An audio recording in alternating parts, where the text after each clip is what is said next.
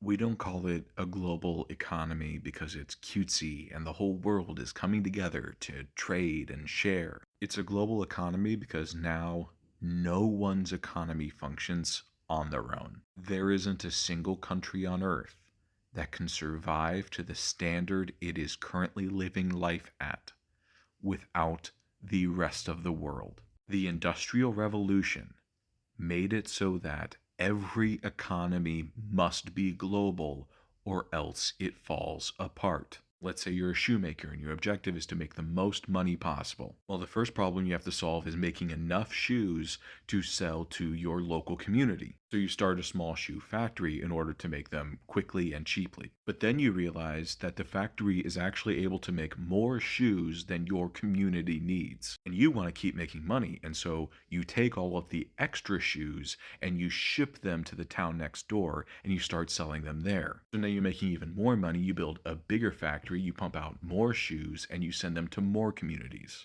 Now, this is going incredible for you, the first person to industrialize making shoes. However, what you are forgetting is that in each one of those other communities, there was a shoemaker. A shoemaker that isn't suddenly going to be able to industrialize, especially when they're no longer making any money because now they have to compete with your cheap shoes. But that's not too much of a problem because they actually live in a community where a new oven factory just opened up where they're making more ovens than anyone could possibly need in their community. And now that community is selling ovens to all the other communities, which puts the oven maker in the first town out of business. And then they have to go find a job somewhere. But don't worry, the shoe factory's there, which means slowly but surely every single community on earth centralizes themselves around one economic driver. Now, that doesn't mean that everyone in that town necessarily works at that factory. Some of them work at restaurants,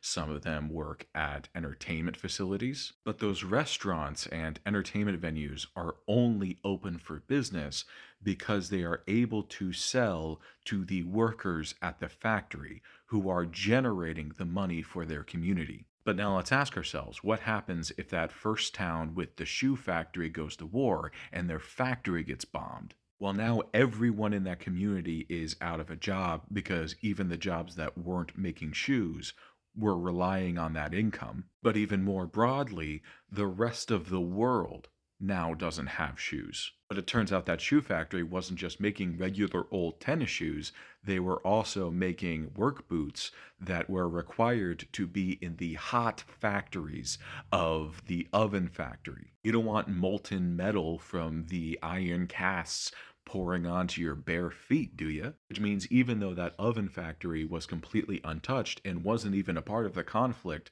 that bombed the shoe factory, they are now no longer able to create ovens, which means the industrial sized bakery 2 countries over no longer has the ovens they need to continue to make bread, and people start starving. But again, that country with the bakery isn't the only one starving because that bakery was trading their excess bread in order to buy ovens and shoes. So now everyone is starving. This is the world that we live in now. This is the world that the endless pursuit of nothing but profit has created. A world where we are endlessly and absolutely critically reliant on everyone else, but then are told the only incentive is to take as much as you can personally get. That's how you end up in a world where collectivism is the only way to actually keep everyone alive, and you have leaders that are exclusively peddling individualism. Because here's the thing, I'm not saying that we should go back to the system of every single local community having a local artisan for every product you could possibly dream of. Because the fact of the matter is, it is slower, it is less efficient, it makes everything more expensive. As many problems as this world has created, it has solved one incredible problem, which is scarcity. There is, in fact, enough for all of us to go around because of these modes of production. The question now, however, is are we actually going to take all of this excess going to waste